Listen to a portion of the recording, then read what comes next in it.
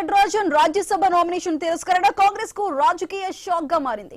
మధ్యప్రదేశ్ రాజ్యసభ ఎన్నికల్లో కాంగ్రెస్ అభ్యర్థిగా మీనాక్షి నటరాజన్ నామినేషన్ తిరస్కరణ వ్యవహారం ఇప్పుడు దేశ రాజకీయాల్లో హాట్ టాపిక్ అయింది. ఇది సాధారణ ఎన్నికల వివాదమా లేక ప్రజాస్వామ్యాన్ని ప్రభావితం చేసే రాజకీయ కుట్రనా? ఒకవైపు బీజేపీ ఒత్తిళ్లతోనే ఎన్నికల అధికారులు ఏకపక్షంగా వ్యవహరించారని కాంగ్రెస్ ఆరోపిస్తోంది. మరోవైపు నిబంధనలను పాటించకపోవడం వల్లే నామినేషన్ తిరస్కరణ జరిగిందని బీజేపీ కౌంటర్ ఇస్తోంది.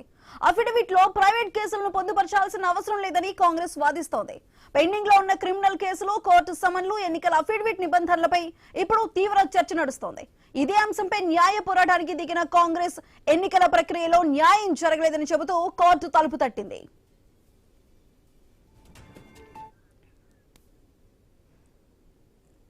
ప్రత్యర్థి వర్గం మాత్రం నిబంధనలు అందరికీ ఒకటే, హిస్టరీ తెలుసుకుని మాట్లాడండి అంటూ ఎదురు దాడికి దిగుతోంది. గతంలో సోనియా గాంధీ నామినేషన్ సందర్భంగా కూడా అఫిడవిట్ లో ప్రైవేట్ కంప్లైంట్ కేసు వివరాలను ప్రస్తావించారని గుర్తు చేస్తోంది. అప్పుడు చట్టం ఒకలా, ఇప్పుడు మరోలా ఎలా ఉంటుందని ప్రశ్నిస్తోంది.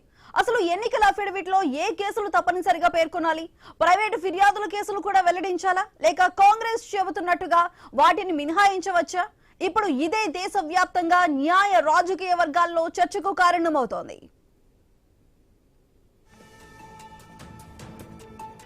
మీనాక్షి నటరాజన్ నామినేషన్ తిరస్కరణ కేవలం ఒక అభ్యర్థి భవిష్యత్తును మాత్రమే కాదు, ఎన్నికల అఫిడవిట్ నిబంధనలపై కొత్త చర్చకు తెరలేపింది. కాంగ్రెస్ చెబుతున్నట్టుగా ఇది రాజకీయ కుట్రేనా లేక ఎన్నికల నిబంధనలు అమలులో భాగంగానే జరిగిన చర్యనా? ఈ ప్రశ్నలకు సమాధానం తేలాల్సి ఉంది. కానీ ఒక విషయం మాత్రం స్పష్టంగా కనిపిస్తోంది. మీనాక్షి నామినేషన్ వివాదం ఇప్పుడు మధ్యప్రదేశ్ ను దాటి జాతీయ రాజకీయాల కేంద్ర బిందువుగా మారిపోయింది.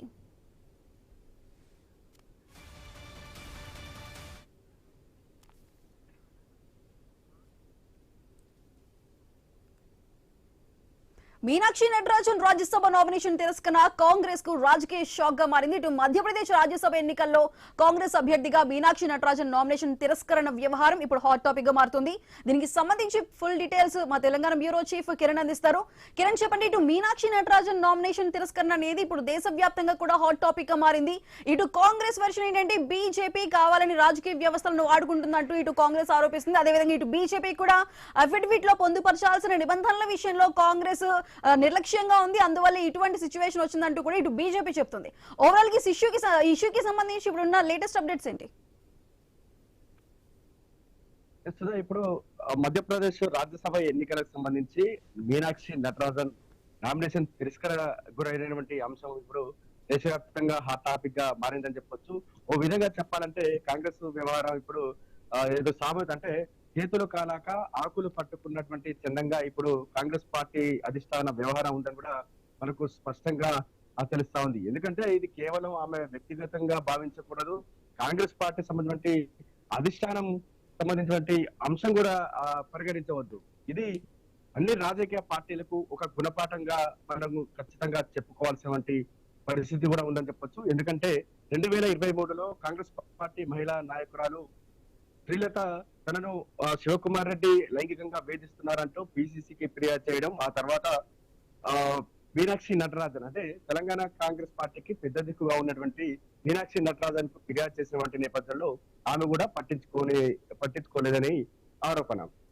అంటే చిన్న తప్పిదం ఎంత ఘోర తప్పిదానికి అంటే ఎంత పెద్ద నష్టానికి దారితీస్తుంది అనేది మనకి ఈ ఘటన స్పష్టంగా తెలుస్తా ఉంది. ఎందుకంటే ఆ రోజే స్పందించాల్సినటువంటి సమయంలో ఆమె స్పందించి ఉంటే ఈ తప్పిదానికి గురయ్యేది కాదు అనేటువంటి అభిప్రాయం ఇప్పుడు రాజకీయ పార్టీల నుంచి కూడా వినబడతా ఉన్నాయి. అదేవిధంగా రాజకీయ విశ్లేషకులు కూడా ఇదే భావిస్తున్నటువంటి పరిస్థితి అయితే ఉంది. కాంగ్రెస్ పార్టీ అధిష్టానం పోస్ట్ మార్టంలో కూడా ఇదే తేలినట్టుగా మనకు స్పష్టంగా తెలుస్తోంది. ఇప్పుడు న్యాయ పోరాటాన్ని అంటే కాంగ్రెస్ పార్టీ అధిష్టానం న్యాయ పోరాటానికి దిగినటువంటి పరిస్థితి మనం చూస్తా ఉన్నాం. ఏదైతే శ్రీలతారెడ్డి పిటిషన్ సంబంధించి కోర్టుకు వెళ్ళిందో ఆ కోర్టులో కూడా కొంత ట్విస్ట్ బయటపడ్డట్టు కూడా మనకు స్పష్టంగా తెలుస్తా ఉంది.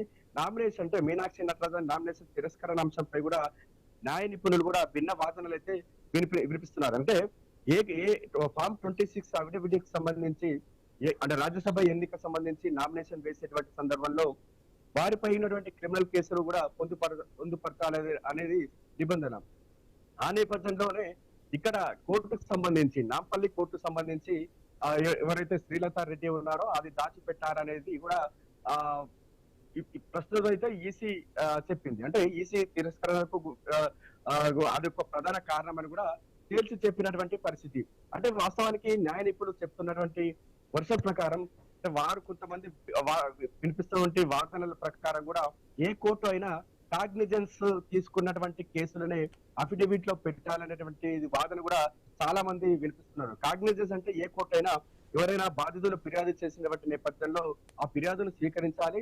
స్వీకరించిన తర్వాత ఎవరైతే నిందితులుగా ఉన్నారంటే ఎవరిపైనే ఆరోపణలు వచ్చాయో వారికి సమన్లు పంపించాల్సి ఉంటుంది. కానీ ఇక్కడే ట్విస్ట్ బయటపడ్డటువంటి పరిస్థితిని మనం చూస్తా ఉన్నాం. తాజాగా ఎవరైతే శ్రీలత కోర్టును ఆశ్రయించినటువంటి నేపథ్యంలో నాంపల్లి కోర్టు కూడా తమ పరిధిలోకి రాదు అనేటువంటి విషయాన్ని చాలా ఆలస్యంగా చెప్పినటువంటి పరిస్థితి. అంటే కిరణ్ ఇప్పుడు ఈ ఇష్యూలో చూసుకుంటే మనం ఇప్పుడు ఇష్యూకి సంబంధించి ఆల్రెడీ కూడా దీంట్లో ఎఫ్ఐఆర్ మీనాక్షి నటరాజన్ మీద ఎఫ్ఐఆర్ నమోదు కాలేదు. అదేవిధంగా ఒక కేసుకి సంబంధించి ఒక రెస్పాండెంట్ మాత్రమే కేవలం షోకాజ్ నోటీస్ మాత్రమే వచ్చింది కాబట్టి మేము ఈ కేసును అఫిడవిట్ లో పొందుపరచాల్సిన అవసరం లేని కేసు కాబట్టి అంటూ కూడా ఇటు కాంగ్రెస్ వాదిస్తోంది.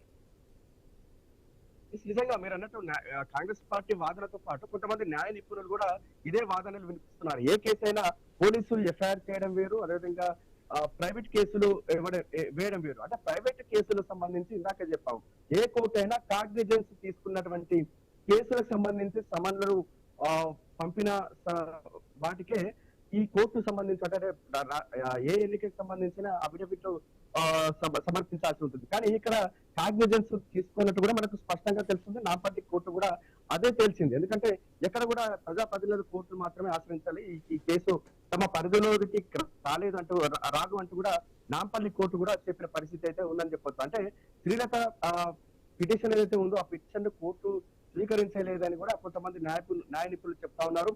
ఇటువంటి సమన్లు అంటే మీనాక్షి నటరాజన్కు అంటే శ్రీలత పిటిషన్ ఇచ్చినటువంటి నేపథ్యంలో ఇటువంటి సమన్లు పంపలేదనేది కూడా నాంపల్లి కోర్టు కూడా స్పష్టం చేసింది. ఇదే వాదనను కాంగ్రెస్ పార్టీ సంబంధించి నేతలు చెప్తా ఉన్నారు. కొంతమంది న్యాయ నిపుణులు కూడా వాదనలు వినిపిస్తున్నటువంటి పరిస్థితి.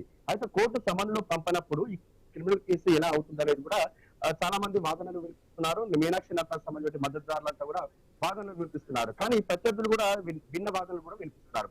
గతంలో సోనియా గాంధీ పోటీ చేసినటువంటి క్రమంలో ఆమెకు సంబంధించి కోర్టుకు సంబంధించి ప్రైవేట్ కేసులకు సంబంధించి క్లియర్ గా అఫిడవిట్ లో ఫామ్ 26 సంబంధించి కిరణ్ హోల్ లో మళ్ళీ మీ దగ్గరకు వస్తారు. ఇప్పుడు మనతో పాటు మాట్లాడడానికి డిప్యూటీ స్పీకర్